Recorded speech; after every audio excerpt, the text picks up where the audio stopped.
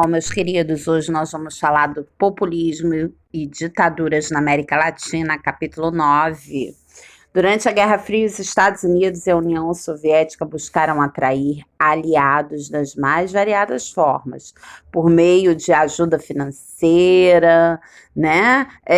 Difundindo sua ideologia, apoiando países e grupos que estavam envolvidos em conflitos. Bom, e a América Latina não ficou imune às disputas entre as duas potências. Os países latino-americanos foram pressionados e influenciados em sua cultura política e economia.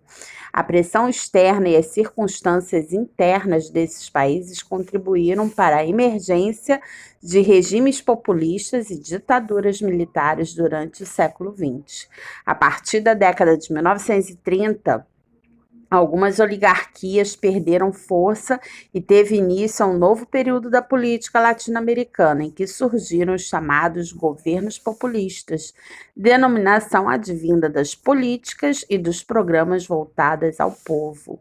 Embora o populismo apresentasse características específicas, conforme a realidade de cada país, havia alguns aspectos em comum em todos os lugares, né?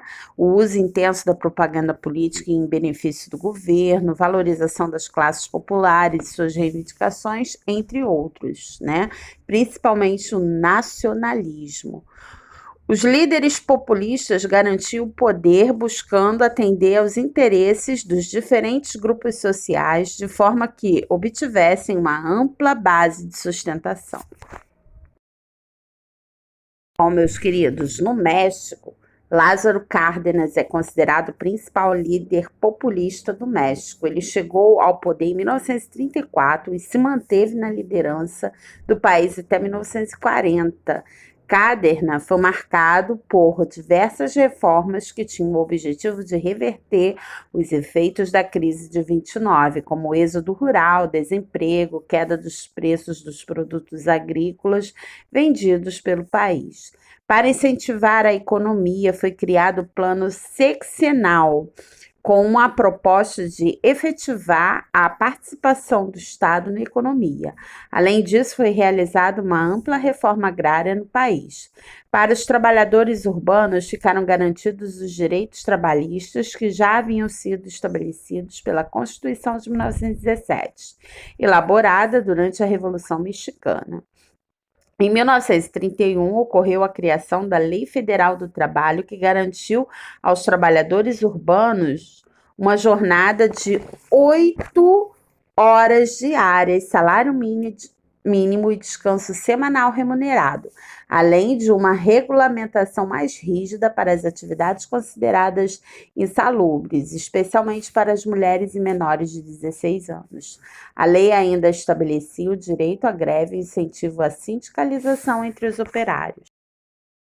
O direito à greve era um dos aspectos mais respeitados pelo governo, pois se entendia que a greve era uma poderosa arma de negociação e expressão do empregado em relação aos empregadores.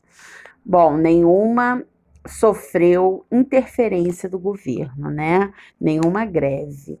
Ainda na economia, Cárdenas nacionalizou as estradas de ferro, e fez o mesmo com as empresas de petróleo. Os funcionários desses setores clamavam por melhorias salariais e foram ignorados pelos patrões durante anos.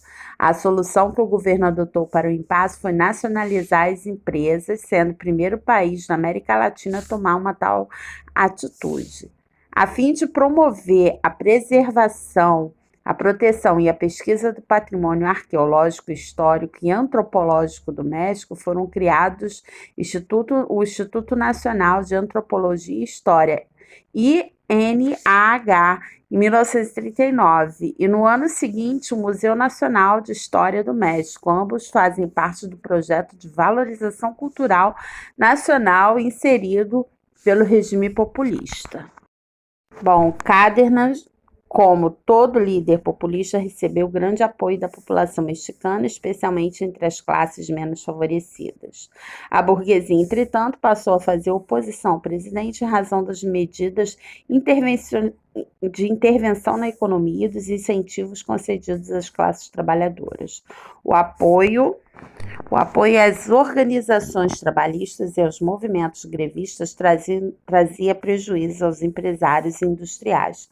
A partir de 1938, com a intenção de obter o apoio da burguesia, Cárdenas passou a incentivar a industrialização do México, concedendo empréstimos aos empresários interessados em investir no setor.